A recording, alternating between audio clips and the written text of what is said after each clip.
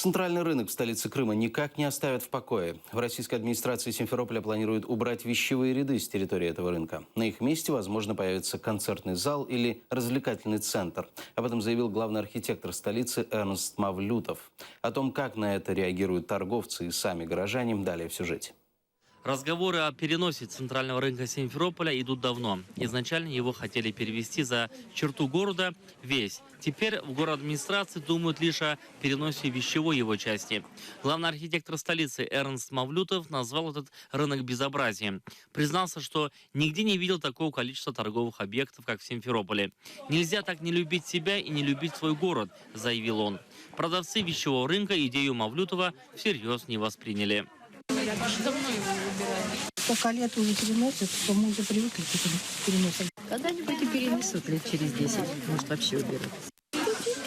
Знаете, у нас, как говорится, у нас меняется, шапки снимаем, опять куда-то идем. Не знаю.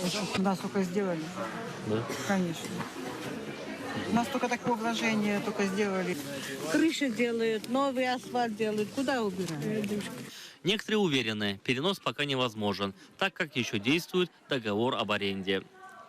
Чтобы перенести рынок, это надо опять вложения. И этот рынок будет биться, потому что они живут с него. Администрация живет. Да. Поэтому они за него будут биться до последнего. По крайней мере, до 2020 года здесь продлен договор на аренду земли. Другие уверены, что речь идет о вещевом рынке Таврия. Якобы там идут земельные споры с руководством стадиона. Это речь шла о стадионе «Локомотив». И коль он находится на территории стадиона, этот рынок должен убираться, да. Это я слышала. Это связано с расширением стадиона.